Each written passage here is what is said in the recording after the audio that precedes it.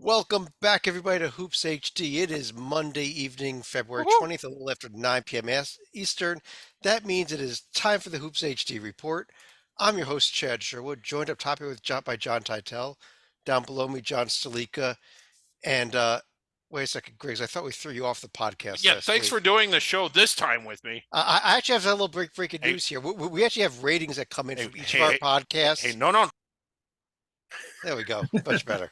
Okay. Uh, okay.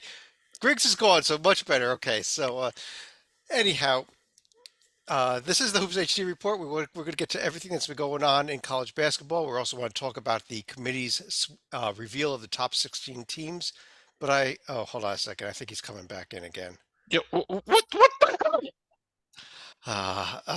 Yeah, Griggs. Before we tossed you off, and maybe we'll let you stay this time. I don't know, but was commenting that last Thursday night you weren't here for the bracket rundown show. We actually take ratings and we track them of all our podcasts. Yeah, I bet It it was was a our low. number one rated podcast of all time here at Hoops HD. So What, congrats, what? guys. Well, okay.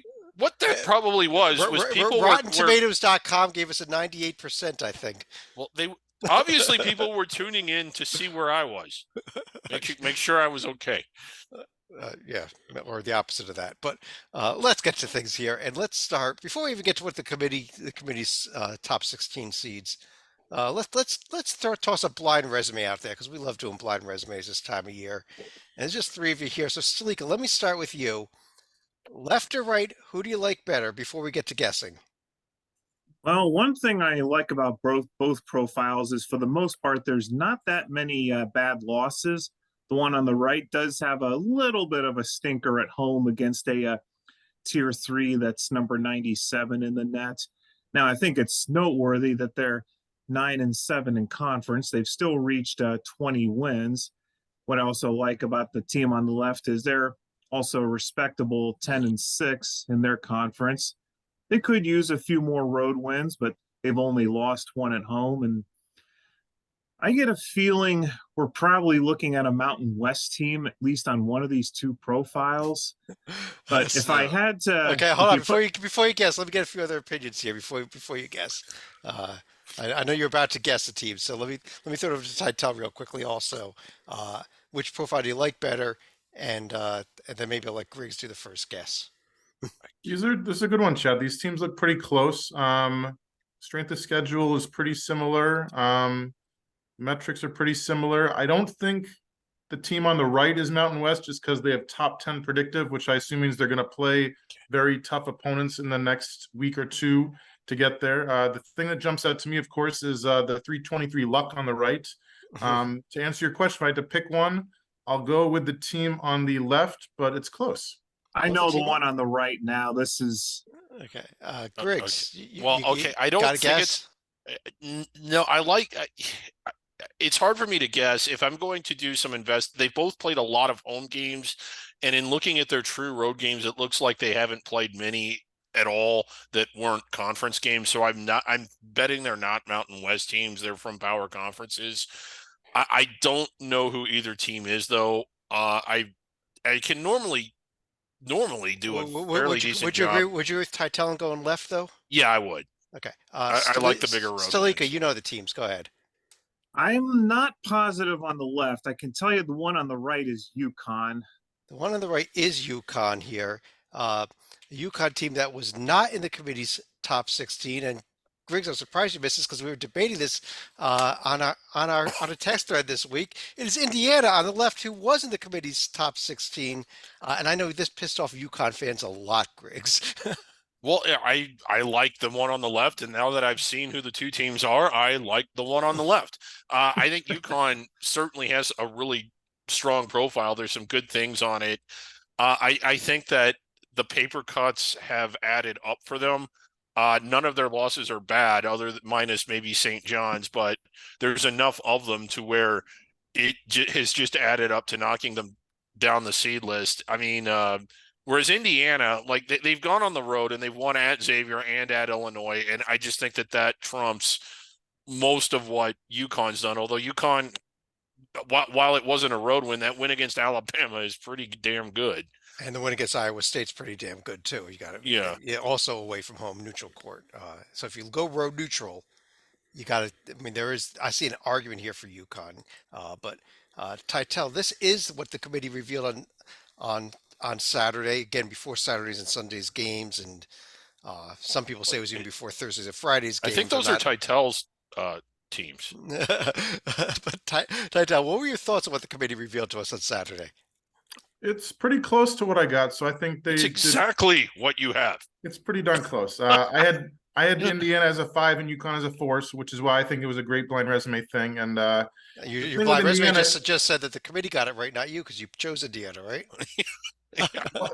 no, I had UConn as a 4. Okay. No, but I'm just saying you just chose Indiana right now in the blind resume. You went left. yes, because I think that the Xavier Johnson injury is a factor. He only played 11 games all year. I've heard he's close to returning. So if he comes back and they go on a run, I think that shows, like we have to give them, if not excuses for losing, at least explanations. I mean, they lost to Northwestern by 2 points on the road. Like if he's healthy, maybe they win that game and maybe they flip up to a 4, maybe even a 3. Who knows?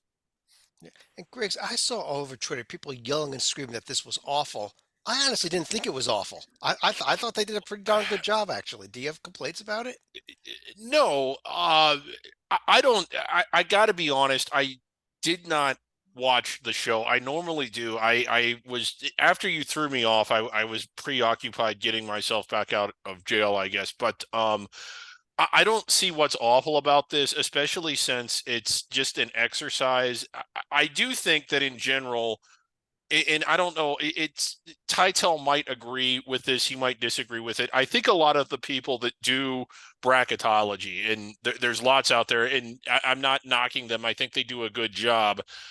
They don't evaluate teams the way a committee does. When you listen to the committee talk about and evaluate teams, and you listen to a bracketologist talk about and evaluate teams, they don't sound the same. Now, they often land in very similar spots because regardless of what you're looking at, whether you're just counting up quad 1, quad 2 wins, or you're doing a little bit deeper dive, like I think the committee was, Alabama and Houston, these are going to be on your one line, no matter what metric or what method you're using, but they're not the same. And I think when a bracketologist sees what the committee does and it doesn't match what they think they're going to do, their immediate response is, oh, they got it wrong. Well, no, they didn't. They just didn't evaluate it the way you did.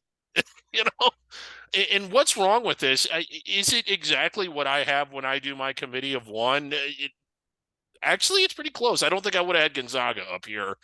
And I've had Kansas a little lower routinely. But no, this is pretty close. This is good. No complaints here. I mean, I guess you hear, oh well, Kansas State shouldn't have been a 3 line, should have been a 4 line, or hey, Connecticut should have been there, and Gonzaga should have been down a lot. It's so close, and we're still weeks away. Right? And Yeah. and this is not. It's not like this is what it's going to be on Selection Sunday. It won't. I promise No. you, it will not be this exact 16. Otherwise, it'll be an absolutely insanity over the next couple of weeks. I guess it's Yeah. theoretically possible, but If I were to be critical, if I were to disagree, and keep in mind, I'm not saying they're wrong and I'm right. Well, of course I'm right, but I like Baylor more than the committee does. But I like Baylor more than I think all of you do too, in the committees that we've done. So, but that's just a personal thing. yeah, I and think Baylor might be a 1. you weren't here. There were arguments for Baylor at 5, and there were arguments for Baylor at 8 or 9 when we did our show last Thursday, and it's the same thing. So Yeah. let's move on here. We were talking about Indiana. So let's start things off here in the Big Ten, and tell the story of the week, the month, maybe the season, the Big Ten. Maybe not the number 1 team, Purdue, but how about Northwestern? Great story. They've won 5 straight over top 75 teams: Badgers, Buckeyes, Boilers, and then 2 more home wins last week against Indiana and Iowa. They are 1 game behind Purdue in the loss column atop the standings. Schedule does not get any easier this week. Road trip to Illinois Thursday and to Maryland on Sunday. The key, the New York-based backcourt, Bubui, Chase Audige, combined 32 points, 7 boards, 8 assists a game. Great 2-man show there. I have them as 6 seed. Chad, of course, the most important question: what happens in the season finale when they visit Piscataway exactly 1 week before Selection Sunday? Hey, their 8-game winning streak comes to an end. That's what happens. Stalika, I pulled up Maryland on the right here. This is another team that, I mean, just missed making the top 25. And I don't want to ask Griggs about them because I know what he would say. But what are your thoughts on a serious hole, in fact, in this Maryland resume? Well, we thought Maryland had plugged in that hole with a big win at home against Purdue, where they had an explosive second half. But the problem is they went to Nebraska and they came out completely flat. Now, granted, they did make a comeback in the second half and ended up losing in overtime. But I think another story that's getting lost in the Big Ten. How many people are aware of what Casey Tominaga is doing with the Cornhuskers? Since the month of February, he's played in 5 games, scored 20 points in each game, including a 30-point outing against Penn State. He's a big reason why Nebraska is suddenly coming out of nowhere. And if they win their next 3 games and they win a couple games in the Big Ten tournament, we may have to discuss the Huskers right here. I mean, it's amazing what's happened since they cleaned up the Tim Miles mess. Oh my God. Well, what? I would argue that Tim Miles' absence is a disqualifier here. But Griggs, I mean, I think he's right here. You finished 10-10 in the Big Ten. Does that put you on the board? At least think about Well, them. well, what were they? I think they were 12-8 or something like that. In a different When Big Ten Tim that year, Miles though. was there, and they didn't get selected then. Uh, I don't know. Like in my opinion, this is a blah resume with a few good things on it, and not enough to get them all the way there, even if they win out. And I mean, I think in order to get looked at, and you have Tytel here, who's better at guessing the committee than I am, they got to win these next 3 and then avoid a loss before the semifinals of the Big Ten tournament to even get looked at. What do you think, Tytel? I think that's mostly accurate. And like, you can't hide the 14 losses. You can't hide 3-9 on the road. But like, look at even the tier 2 and 3 beating Ohio State, beating Wisconsin by double digits. Like any other year, that's tier 1. This year, it's not, unfortunately. They already crushed Iowa at home. So the road trip to Iowa does not seem as untenable as you might think. The metrics say they're not even close to the bubble. But I agree, like, they got plenty of opportunities coming up and they're getting hot at the right time. yeah, a couple other teams worth mentioning here. Stalika, Wisconsin, uh, gets a home win over Michigan, loses the home game to Rutgers on Saturday. The Badgers, as Tytel mentioned, they are a tier 3 win right now, but is this team still close to making it in? I think for now they're on the right side of the bubble, but that's going to be very tenuous when we get to the Big 12 later on, because we're going to be talking about a pair of teams that could be on either side of the cut line, and they're going to be very dangerous for the Badgers here if they don't get their act together. Yeah, and Wisconsin got the win over Michigan. Michigan, those steps comes back, gets a win over Michigan State. And that win at Northwestern, Griggs, is looking better and better and better as the time goes by. But a huge game they've got, I guess, coming up at my Rutgers team this week. Two If wins they want against to Northwestern. 2 wins, thank you, Right. 2 wins against Northwestern. Again, a blah resume with some good things on it, but also with one loss in particular that is really, really bad. And when you look at tier 1, and again, I know bracketologists would say, oh, they've got 3 tier 1 wins. Well, one of them is a team that we just got through explaining is not a good road team. I think the committee knows that, and they would see that and be like, well, we're not going to give them that much credit for it. But the win at Northwestern, certainly the neutral floor win at Pittsburgh. But at the time, Pittsburgh wasn't playing at the level that they're at now. So does the committee question that win? And if you're watching this show and you are a bracketologist, understand that these are the kinds of discussions the committee has when assessing a team. It isn't just, oh, they've got 3 tier 1 wins and it's done like with some sort of scorecard. And some committee members would be like, well, the win against Pittsburgh is good. And others would be, well, no, it isn't. They haven't gotten going. And it's a committee. They discuss things and they disagree and they don't always have a unanimous feel to it. I think that 2 of those tier 1 wins are going to be called into question, Chad. Okay. But I don't know. I'm not on the committee. I do have to move on here, but Tytel, let me ask you real quick. I pulled up Penn State on the right there. Very similar to Michigan in that they have a sweep of one of the top teams, that being Illinois, not Northwestern. and coming off of a nice 2-0 week. Is this team still hanging around near the bubble? Hanging. You can't hide the non-conference strength of schedule. It's atrocious. But they destroyed Michigan, beat Illinois on the road by 15. I mean, there's a lot of good on the resume. It's just a shame. Like so many close opportunities wasted at Wisconsin by 3, at Clemson double overtime. Like so close on so many levels. Okay, let's go ahead and move on here. Quick look at the upcoming schedule. A lot of interesting games. First of all, Minnesota at Illinois is going on. I think it just started as we did this, but we've got coming up What's Tuesday night. interesting about that? It's well, Illinois got to win it, otherwise they're Yeah. it's a. But Indiana at Michigan State Tuesday night. We've got Iowa with a road test at Wisconsin Wednesday night. We've got the Michigan Rutgers game we already mentioned, along with Northwestern at Illinois on Thursday night. Indiana Purdue round 2 on Saturday. Michigan State Illinois. Northwestern's at Maryland. Rutgers is at Penn State. So lots of good games here in the conference. But let's jump over to the ACC, where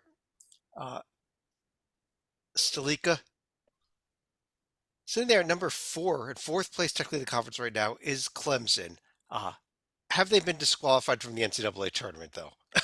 Well, they've met what I like to call the Monmouth rule from a previous podcast, where they've had 4 really awful losses, and they really don't have enough wins that's going to offset that at this point. The BC game, South Carolina, Loyola, Louisville, that's a virtual disqualifier right there. Yeah, But to offset a sub 300 loss is that which they suffered at Louisville this weekend. And that's not even counting a non-conference strength of schedule of 344, which is probably going to make Titel go blind right here. Yeah.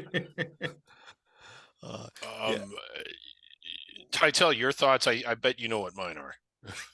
I mean, the ACC in an off year, it's even though it is an off year, they still have multiple teams, more than 4, who are going to make the tournament, I think. So to say the 4th place team in the conference won't make it seems ridiculous, but look at the metrics. Like that's not a team that's supposed to make the tournament, right? Yeah, all No. well outside the bubble. If you look at those numbers I just highlighted there, the resume-based metrics, the predictive metrics, as opposed to the 3 teams above them, 2 teams below them. One of the teams above them, Titel, Miami, they picked up a pair of wins, or at least 1 win this week. Nice bounce back. They lost 4 of 7 to start January. All 4 were on the road. All 4 were by 6 points or less. So I understand them all.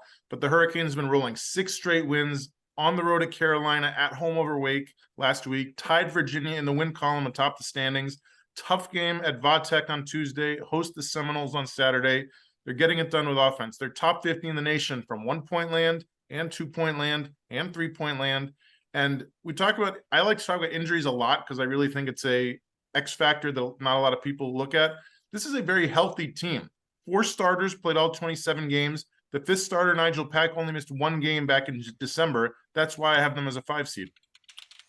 A very solid 5 seed, as opposed to Griggs, the team on the right there, which might be a 5 seed in the NIT. Are we really comparing these two? No, we're not comparing them, but we want to address them here. Do you want to address them, or should we move on? Yeah, sure. To echo what Titel said, I am really big on Miami. I've been on big on Miami. I asked you about North Carolina, Griggs. I've been on, but I'd rather talk about Miami. Okay, then we're not talking about North Carolina. Why don't we? What is there to discuss? I mean, shockingly, people are like, "Can you believe North Carolina might not make the tournament?" I've been saying that since freaking Christmas. Yeah, well, they've got to win their 2 remaining road games, which I don't think they could do. Especially, and they've got to beat Virginia. Maybe win both those games. At least split those 2 home games against Virginia and Duke, which I don't think they could do either. Right. Maybe the Duke game. It's a rivalry game, and Duke has been a little weak on the road at times, but. Here's the upcoming schedule. Tomorrow night, we've got Miami on the road at Vatech, as Titel mentioned, then hosting Florida State. Virginia at North Carolina on Saturday. I don't know what else we're even paying attention to here. You would also advise Pittsburgh not to keep playing with their food like they have for the past week. Yeah, they got to hold pair of home games, Georgia Tech and Syracuse. They should win both. Need them both. Yeah. Let's jump over to the number 1 conference in the nation. As we record this, Kansas and TCU are playing the Northeast. The Big 12. The Big 12 conference, and let's start at the top, Stalika, with the Kansas Jayhawks win at Oklahoma State, then beat Baylor on Saturday. I mean, they just keep picking up quad one wins at an insane amount. Let me pull this Well, if you profile up. just look at the final score, you would have never known that Kansas had dug itself a deep hole against Baylor in the first half, and it was starting to look like shades of a TCU again. Except this time, Kansas did get off the mat and actually, I think, outscored the Bears by close to 30 points in the second half. You want to talk about a tale of two different halves? It probably saved the Jayhawks as far as their lead in the Big 12 and further solidified their one seed, whereas Baylor, they still have a outside shot at getting into the one line themselves, but they're probably going to need a number of win themselves to make that happen the rest of the way. Yeah, and Yeah, I was looking at this, Griggs. You look at the strength of schedule conference line in this conference. There 10 teams in the conference. They have more than half of the top 19 schedule the entire nation.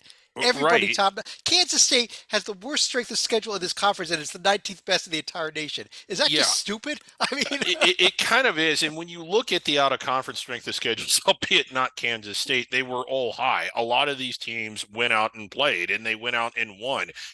Texas played Gonzaga and Tennessee, I think. And I mean, this was a league that went out and scheduled and won. So, they should be ranked as high as they are.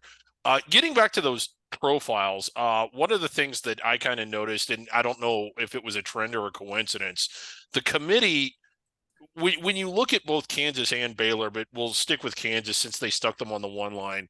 They have 5 losses, and we've seen 5 1 seeds with that many before, but not usually. I think the committee is looking at the 1A losses and just kind of tossing them aside because not even the number 1 overall seed in a typical year will have a winning record on the road against protected seeds.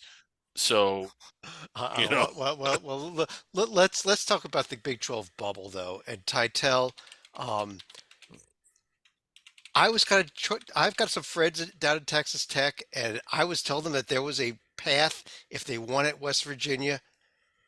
I think you had them in your bracket this week, did you not? The Red I was Raiders. one of the few to have them as an 11 seed, and I mean they did start 1-10 in conference play. I hear you, I get it. Like, Let me throw something well, else at you, Titel. On the morning of January 30th, they had 0 wins against either of the top 2 tiers. excellent Go stat. ahead. But go ahead, because I'm with you. Go ahead. They won 3 in a row, all by single digits. But when you beat Kansas State, Texas, West Virginia, you have to be under consideration, as we like to say. They head to Oklahoma Tuesday. They host TCU on Saturday. The key, I think, has been the return of the big man, 6'11" Utah Valley transfer Fardaz Amak. He had not won a single game all year. During the current 3-game winning streak, 9 points and 7 boards a game, 10 of 11 from the free throw line. It's certainly going to be an uphill battle, but there's plenty of precedent for a team to get an at-large bid despite finishing conference play 4 games under 500, which they could do. If they lose at Kansas and win the other 3, that would put them at 7-11. Thank you. 7-11. Maybe we need that first round win, especially if it's against like an Oklahoma in the Big 12 tournament. Griggs, I pulled up West Virginia on the right there. Let me switch back this screen here and freeze everything up for half a second. We should get an update. There it is. Now, adding in the win tonight, it's actually down tier 2 over Oklahoma State at home in dominating fashion, up to 5-10 in conference. West Virginia's still there too. I mean, Yeah, it just doesn't seem plausible that a conference could get 9 teams in, but this conference could get 9 teams in. a 10 team conference could get 9 teams in. That's Yeah, 90% of your league. right. And when you look at the profiles and when you look at what they've done, they've outperformed a lot of the bubble, both of them, at least as far as where it tops out. And there are a lot of losses on there, but one of the things we learned, and this was a point that I wanted to carry over here, is look at the road losses to, protected seeds. You got Texas, Baylor, Iowa State, potentially Kansas State. And if they're going to devalue those or kind of toss those aside, these teams look really good. I'll throw it this way. If you say, hey, listen, you know, we can't expect you to win all your games against tier 1A teams. So we throw out the tier 1A losses. We got 2 losses for West Virginia and 3 losses for Texas Tech. I Yeah. mean, that's insane. Or even if you just throw out the road losses to protected seeds, you're There throwing are out plenty. There one, are two, plenty of three. teams. I mean, There are plenty of teams that are going to be wearing white in the first round of the NCAA tournament that have lost more games outside of Tier 1A than either one of these teams have. Chad, Plenty of can I teams. throw some trivia out there? Yeah. Protected seeds lose at home less frequently than 2 seeds lose in the round of 64, as far as a percentage goes. It doesn't happen. So, and even when protected seeds play other protected seeds, they win more than 70% of the time when they're at home. So these are losses. While there's a lot of them, you can't, in my opinion, set them back because they didn't win at Texas or Baylor or Kansas State. Nobody wins there. Stalika, is Oklahoma State now losing 3 straight games with the loss tonight? Are they suddenly in trouble because they have something that the other 2 teams don't have, and that's this one bad loss down here to Southern Illinois? I mean, it's one thing to say Oklahoma State's being the good Samaritan trying to throw West Virginia a life raft right here. But the problem is they're going to be in trouble themselves because they're going to have to probably pick up, I would say, at least one more win. Preferably 2 would be good right here. But where do you get it? Kansas State's probably the most logical place to get the win right here, trying to win against a suddenly red hot Texas Tech team. Although if they could pull off the one at Baylor, that would be Home a game major chip to cash in. Home game. It's a home game against Baylor too. So. Yeah. An assessment here, and I want Tytel to weigh in. I think they need to win 2 more and then avoid and avoid a pre-quarterfinal loss. You can't avoid a bad loss in the Big 12 tournament. There's no such thing. But if they get 2 more wins, is that enough? It is. I have them as a 9 seed. Like I think that you are all pushing the panic button very hard. Well, you have a I'm 9 telling you- seed, but when you throw in the loss at West Virginia tonight, doesn't that maybe you're down to a 10 now? And a Tier 1A loss, sure. I'll drop you a seed line, of course. Well, you're talking about 16 and 12 overall now too, though. That's you're getting near that 500 mark.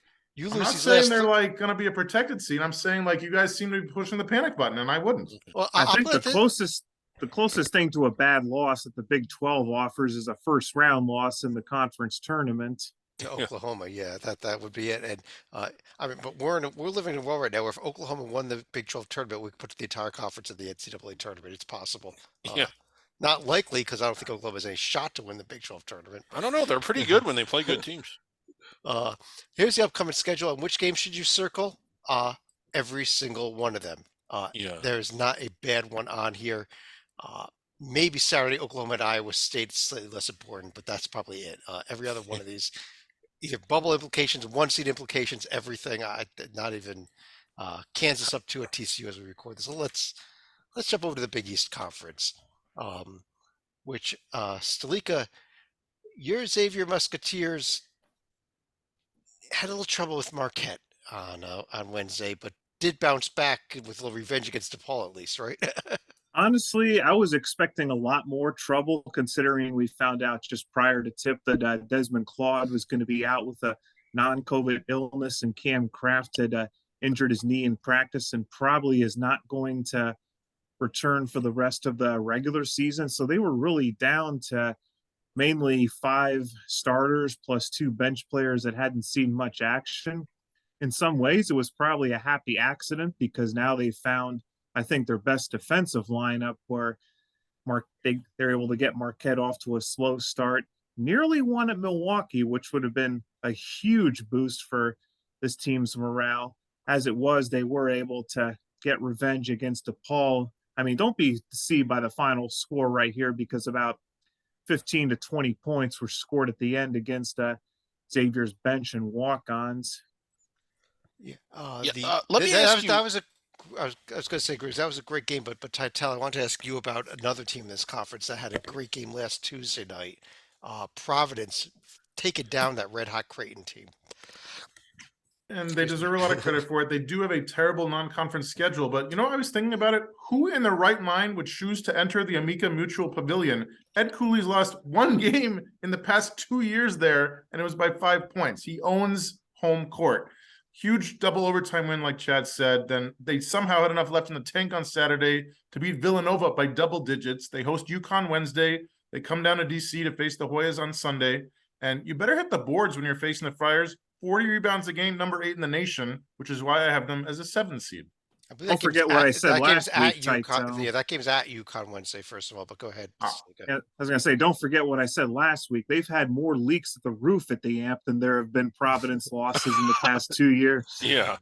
Griggs, you had a comment on one of these teams also? Well, I just had a question for Stalika and maybe you, well, the panel as well. Xavier, I don't think I think the losses to DeBall and Butler were more flukish than anything else. Without them, had they held serve, we'd be talking about them being ranked in the top 10. Is this one of those teams?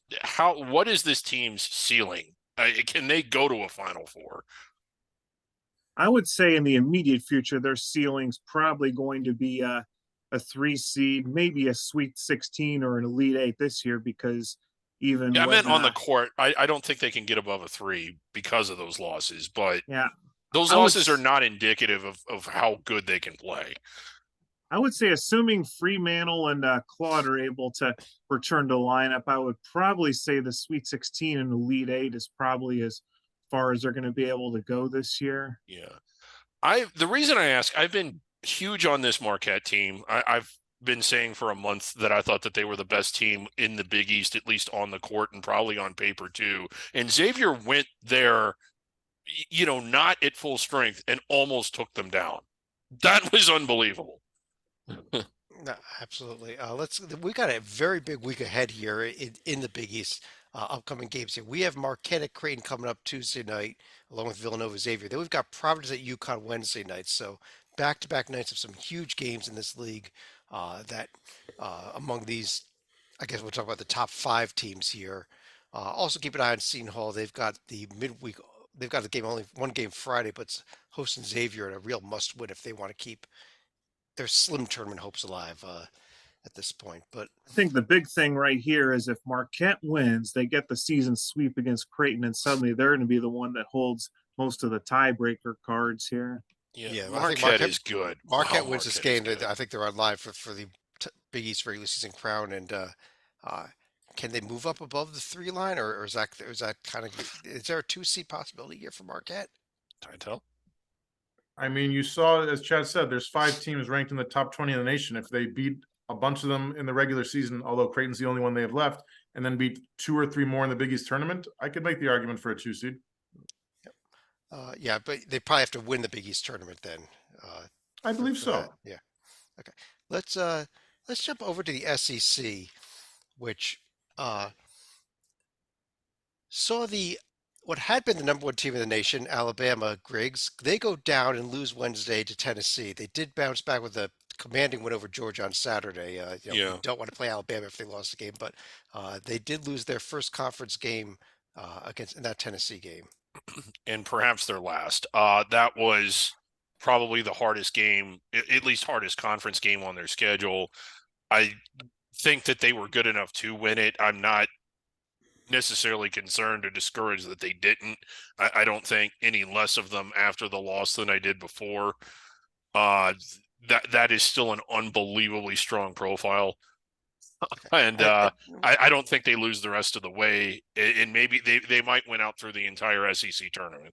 Well, Titel, after Tennessee beats Alabama, they went to Rupp and gave UK, put Kentucky squarely in the field, I think, at this point. I think I'm done with my Kentucky bubble talk. Are you?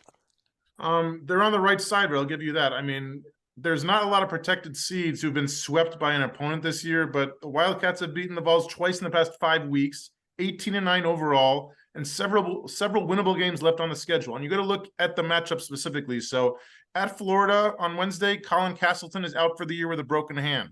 Host Auburn on Saturday, the Tigers have lost 6 of their past 8. So they're playing these teams at the right time for them.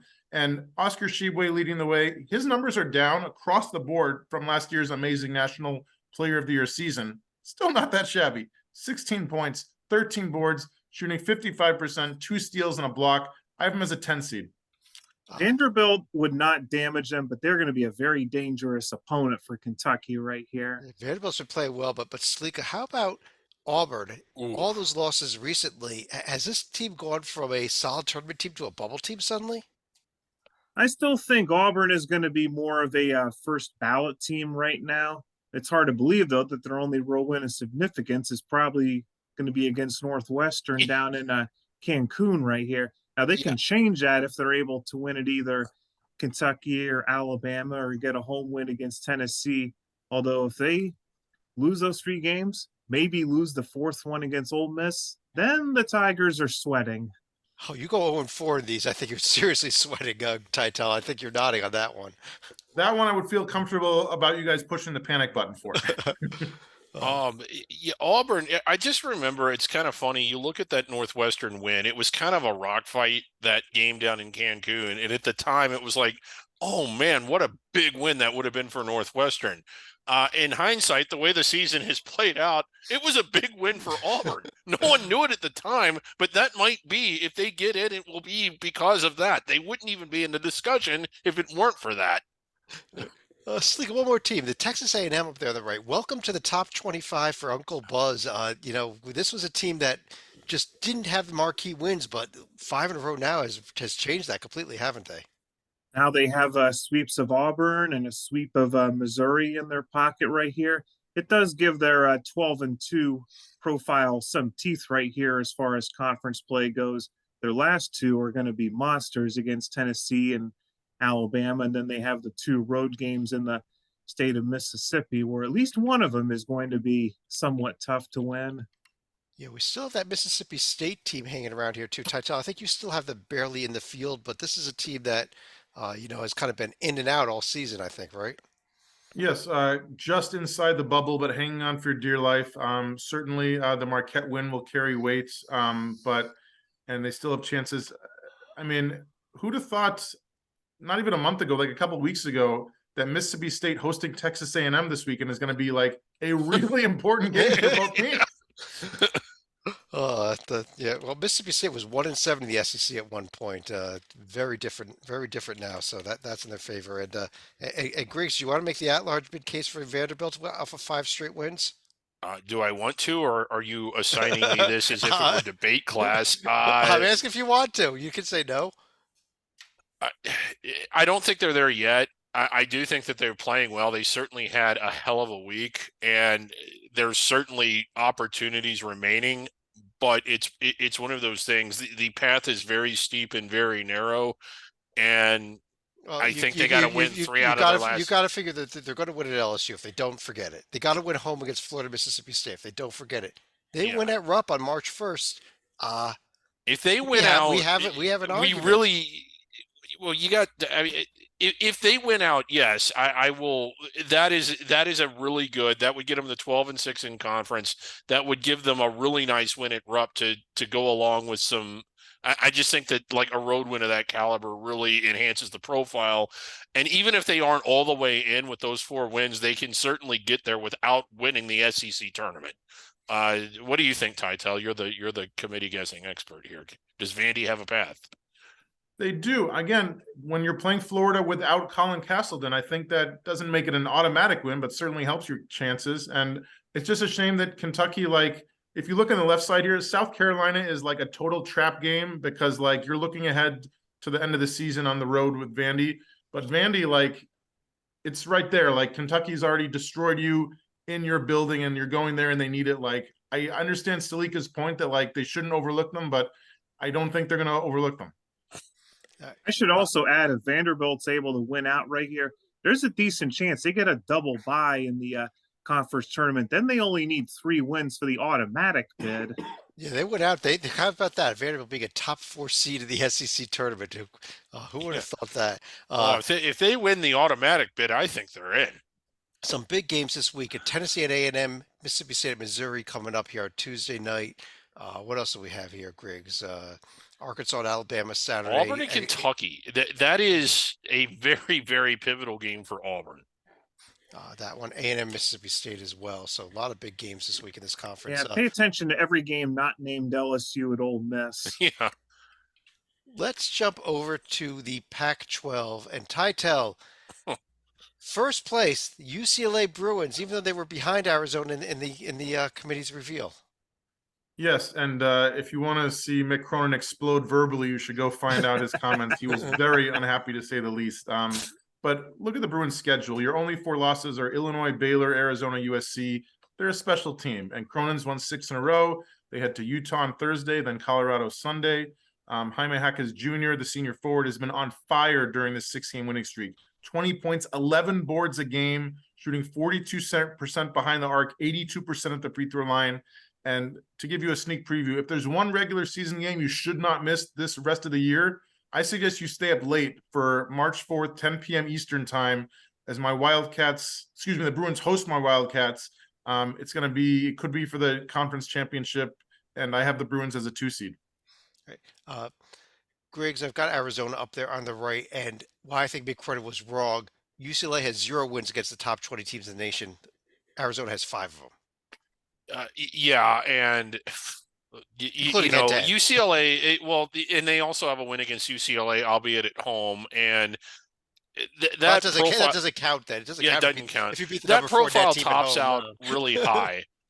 Now, again, there's plenty of data points between now and the end, one of which is another game with Arizona, and then the other one is the Pac-12 tournament. I think that even if you have Arizona ahead of them now, I think UCLA will pass them if you're asking me how it's going to play out. The other thing is Arizona has those, like the Wazoo and Stanford losses, which I think weighs it down a little bit. But I think the real reason the committee put Arizona ahead of UCLA was because it was just so much fun to speculate how Mick Cronin would react. Stalika.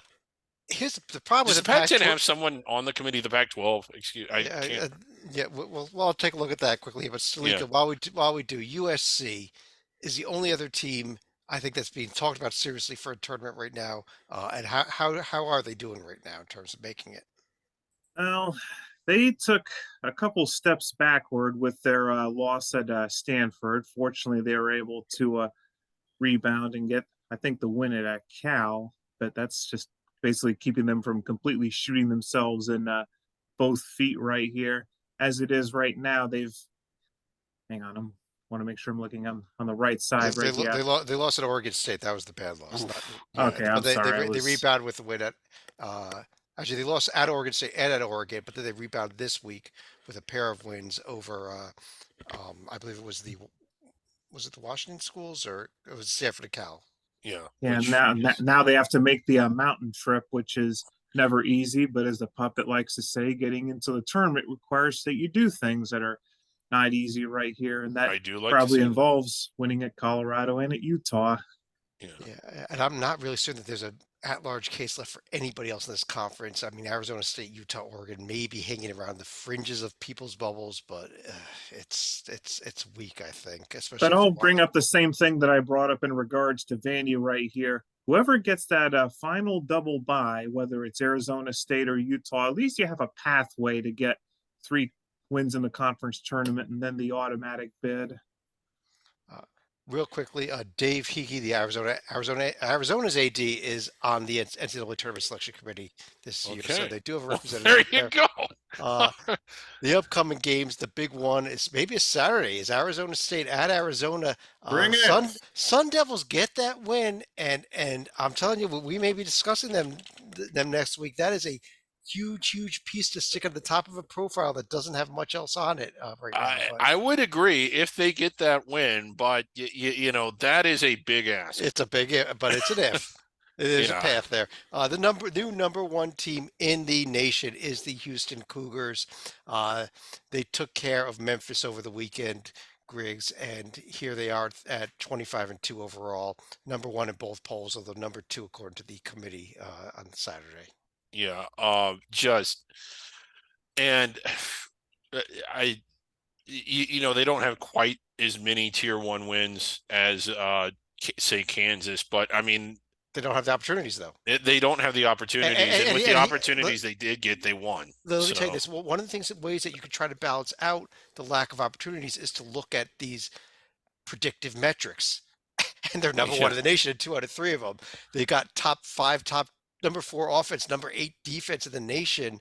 And that's only with a 111 luck rating. God, imagine where they'd be if they were the number one luck rating. Right. But, They are so good. Well, they're so good defensively, and they're so physical, and they're so strong. And I know that the American, it doesn't have the girth that certainly the Big 12 has, and maybe some of the other leagues, but this is a team that is as good as anybody in the country, and they're good enough to win it all. I'm not picking them to win it all, but they certainly are good enough to do it. right. Memphis over there, Stalika, they get the loss, but I still think they're on the right side of the bubble. As long as they can win these other three games other than the Houston game. You certainly can't punish them for the Houston game. I would advise that they not mess around in their road games against Wichita State and SMU, which are probably looking at potential tier 3 or tier 4 losses right here. I think they got to win all. Cincinnati and Houston, there's going to be some emotion in those buildings because those are going to be their last home games against those teams for a long time, unless they schedule each other in the non-conference portion of the year. Yeah, and Titel, what about Cincinnati? Ooh, they've So won.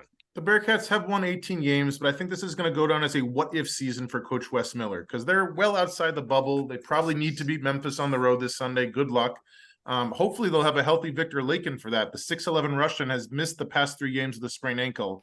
But as far as the what-ifs, they scored 93 points against Arizona. Wasn't enough back in November. They committed 15 turnovers and a 3-point loss to Xavier in December.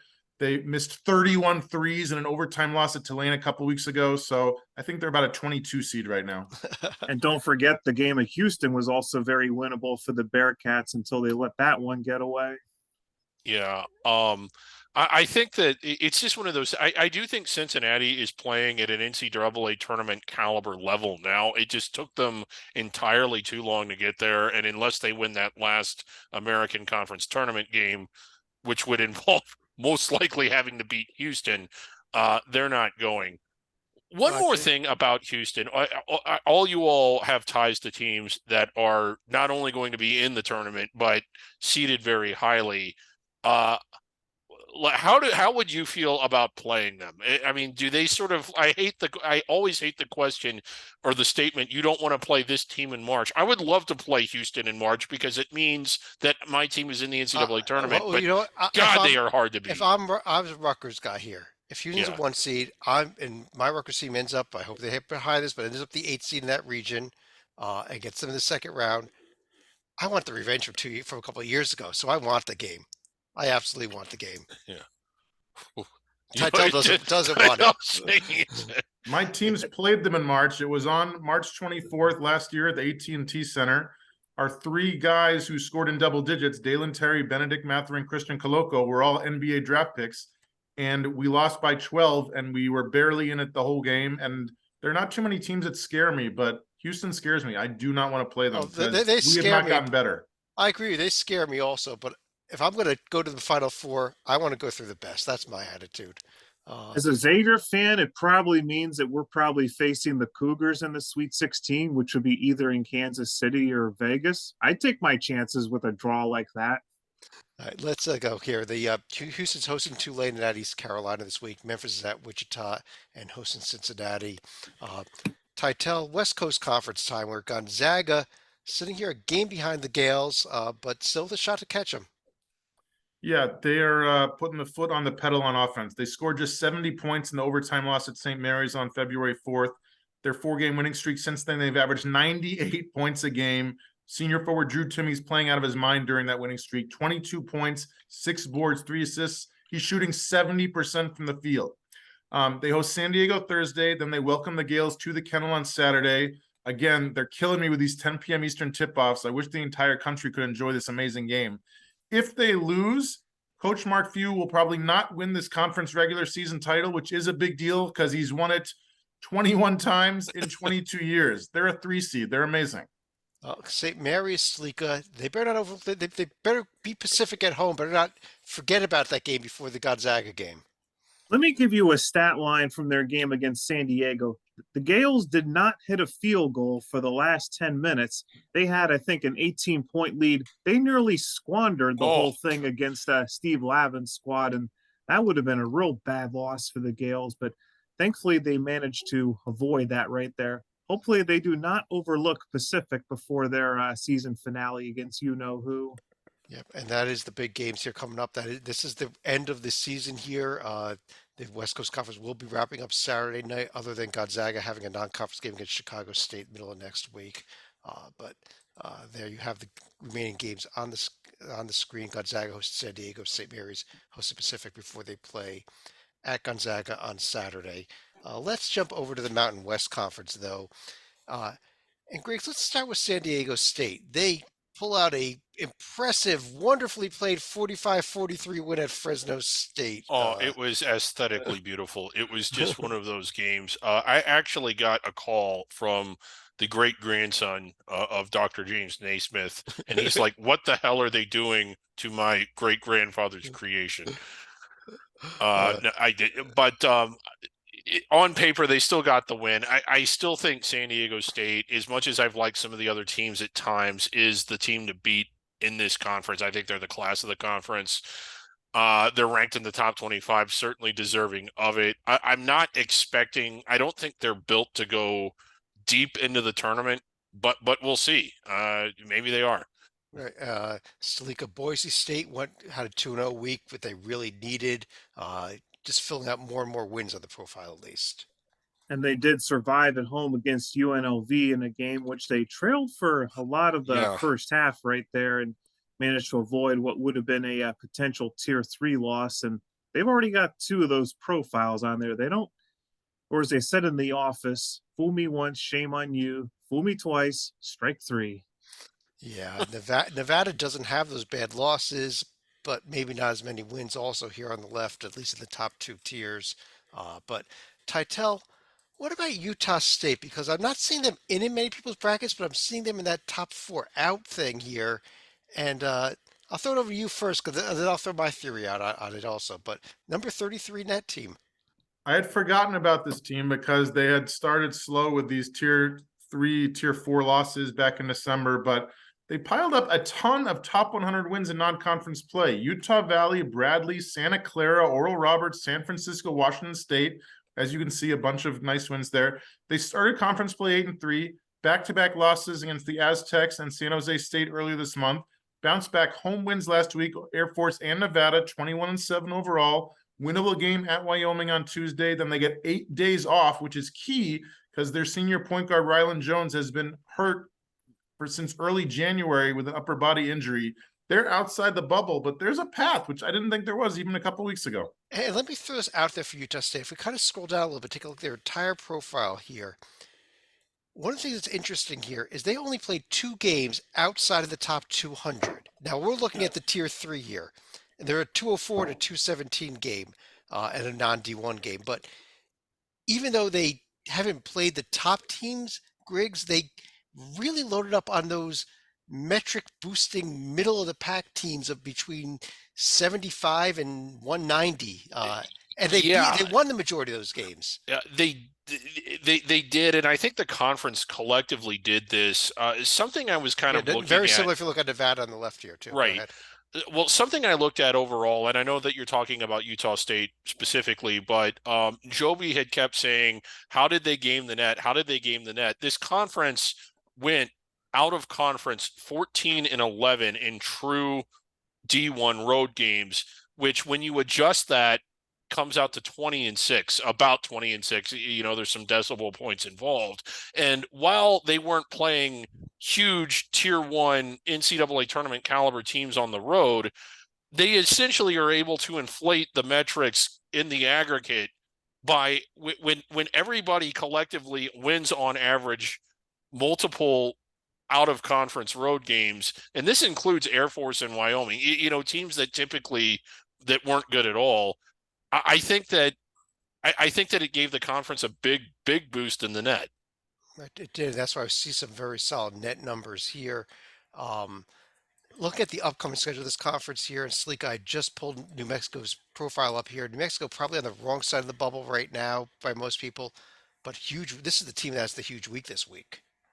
I think the one saving grace for New Mexico is officially the selection committee will say, well, we don't pay attention to conference record. Unfortunately, I'm not sure that's going to apply when you're 7-7 in the Mountain West. Yeah.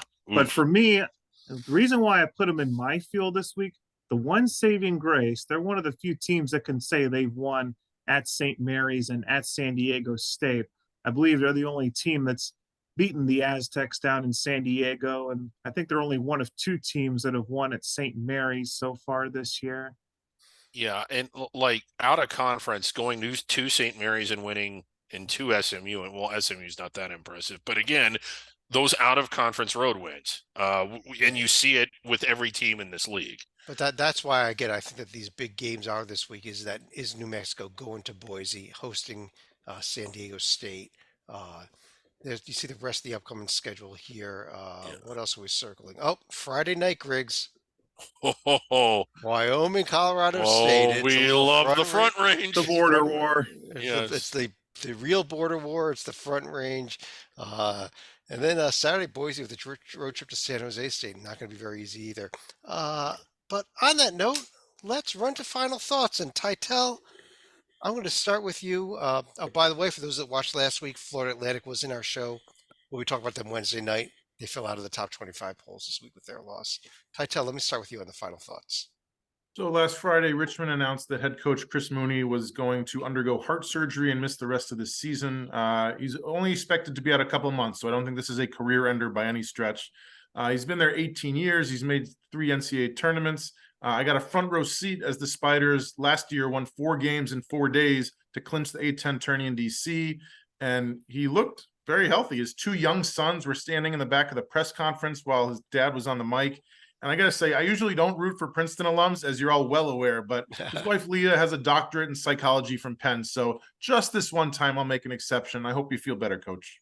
I thanks for sharing that, Titel. I've been a big Chris Moody fan for a while.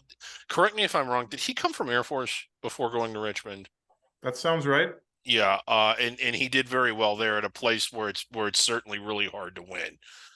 So, all right, Stalika. Little Marymount has had the best of times and the worst of times this year. They get a nice road win at Gonzaga back in January, and they were also coming off of a home win against St. Mary's, where you're starting to get memories of Hank Gathers, Bo Kimball, Per Steamer, and Jeff Fryer. Unfortunately, Gonzaga was not in, shall we say, a very receptive mood. We saw Old Testament justice where they jumped out to a 40-point lead at halftime, 69-29. Thanks for coming. I would not want to see Gonzaga in a field, even though my team has not been to the field in 5 years. I want no part of the Zags if they're going to be in that kind of a mood come tournament time. Greg, just a quick note here. Chris Mooney spent 4 years as assistant at Air Force, 1 year as head coach in 04 to 05 before he got the Richmond job. So good memory on that one. I remember, and he did a good job when he was there. 18 and 12 is one season there, but yeah. Let me let you finish off the show. Okay. I'm going to share a weird final thought. It's not under the radar, but it's under the radar as far as power conference teams go. And that's this year's Louisville team, who has been objectively atrocious. But one of the things I do want to give them a shout out, they with nothing to play for really, and with that group of kids playing in front of a half empty house, and every time you go on the internet or go on Twitter or watch the news or listen to the radio, they're talking about who are we going to get next year. That's got to be demoralizing to get your head kicked in, to put in that kind of effort, to not be supported. And the only things people are saying about you is they can't wait until someone comes in to replace you. But yet they go out there against Virginia. They don't get the win, but they played really well. It seems like the level that they're playing at now is higher than what it had been all year. They had a nice, really feel-good win for them against Clemson, and I thought they played pretty hard tonight against Duke. And I know I don't mean this as a backhanded compliment at all. Like, with all that negativity and all that going against them, for that group of kids to go out there the way they have the last 3 games and play that hard, I genuinely do respect that. I agree. I mean, yeah. I mean, we kind of been joking about Louisville for a very long time this season, but and I don't feel bad for their fans or their school, but at all. But you got to think about the kids that actually have to go out there and play, and just a team that has not been able to be competitive most of this season. But on that note, I do want to thank everybody for joining us. We'll be back Wednesday night with Under the Radar, Thursday night with a bracket rundown. But on behalf of John Titel, David Griggs, John Salika, I'm Chad Sherwood. Thanks for joining us. Talk to you again real soon.